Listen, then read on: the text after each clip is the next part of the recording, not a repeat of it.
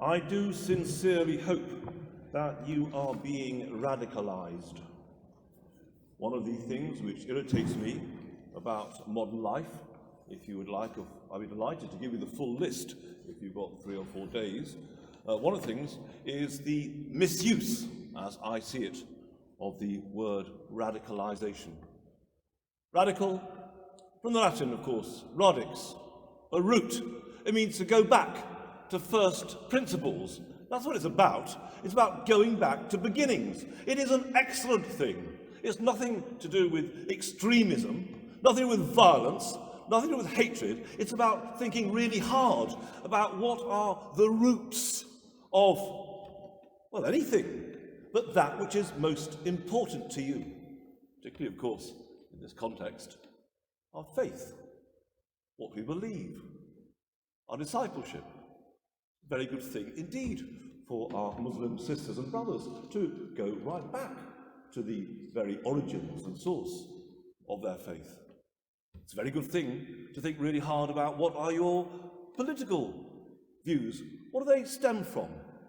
It's a very good thing from time to remember the vows that you made to your spouse, to go back to the roots. It's an entirely proper, indeed I would say, an utterly necessary way of human living, constantly to measure the pattern that we build up in our day-to-day ordinary lives by measuring against, but wait a minute, what were the first principles? Where does it come from? How do the two things measure up to each other? To allow the one to interrogate the other. And if there is any time of the year in which it is utterly proper for Christians to be so radicalized, then it is in this glorious and wonderful season of Easter, the time of resurrection. Now is the time, absolutely, to go back to the foundation, the origin, the first roots of our faith and of our discipleship. I am, Jesus says in today's gospel reading, I am the good shepherd. It's a commonplace of Christian faith. Jesus, the shepherd, how wonderful. We have, of course, a marvellous view of what it might be to be a shepherd on the sunny uplands of the Sussex Downs, looking after your white and fluffy sheep in a safe place. No, no, no.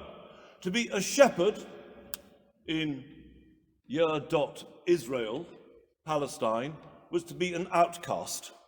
Shepherds really were not people you would invite into your home. Actually, you kept trying to keep them out of your town if you possibly could. They usually lived outside the walls because they were stinking. They were almost, as I say, almost outcasts. They were dodgy people. And by the way, the one place you would not want them is in your birthing chamber to meet your hours-old baby. Another way in which the Christian story is infinitely more probing than it appears to us.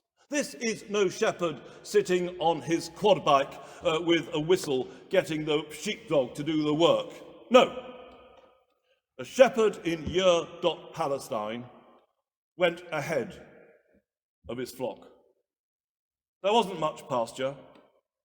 A flock of sheep would very quickly eat up all there was. The shepherd goes ahead, looking out a few more sparse bits of grass to keep them going for a bit longer. Ahead, not behind, leading in an inhospitable terrain. Not just inhospitable, dangerous. Because unlike the sunny uplands of the Sussex Downs, there was real danger around.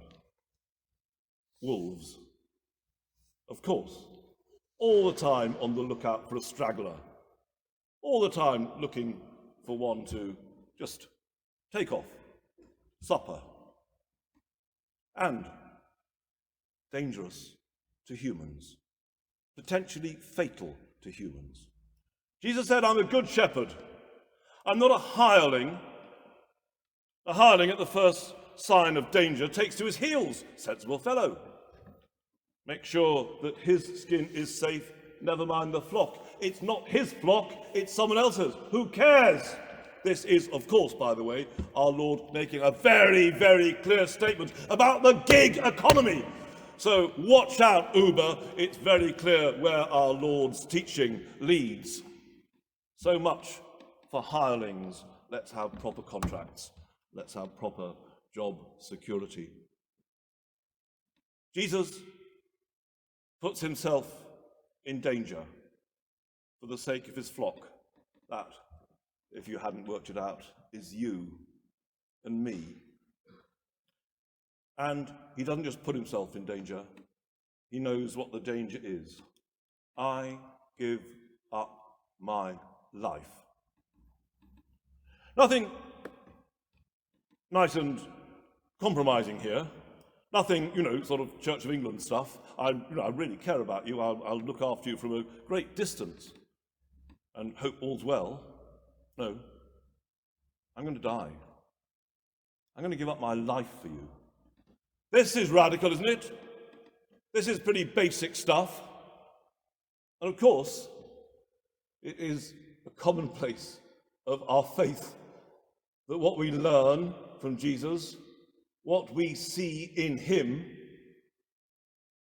is the pattern of the life that we take on as members of his church, as members of his fellowship. I give up my life. I give up my life for the sake of others. That's what we are being told to do. That's radical, perhaps. Pretty basic. Let me explain to you the way Christian discipleship normally works in my experience. The way it works is this. We really, really care about God. We really care about the Christian gospel. We know that actually that way in there truth resides. That's the thing that matters most of all.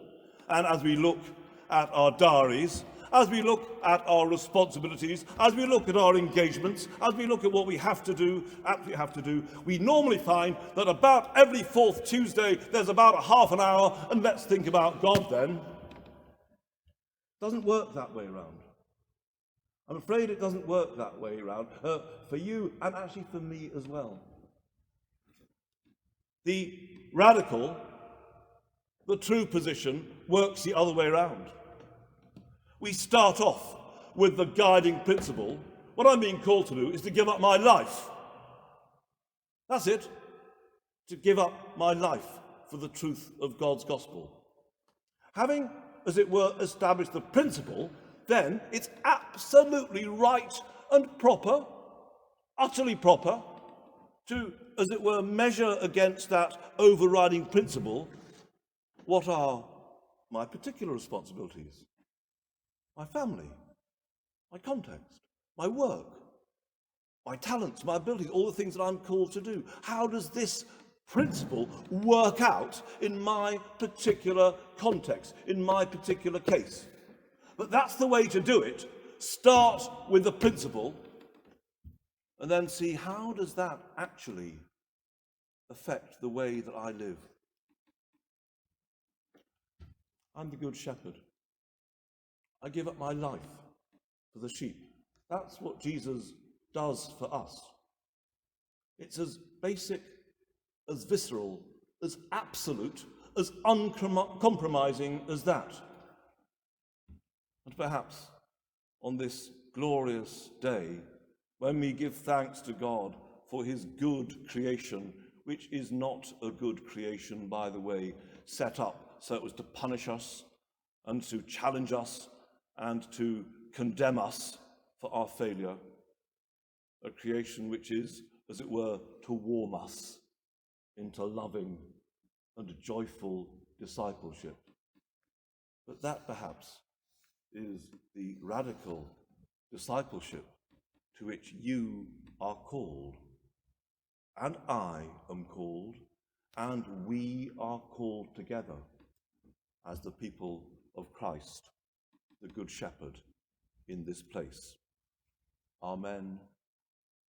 Amen.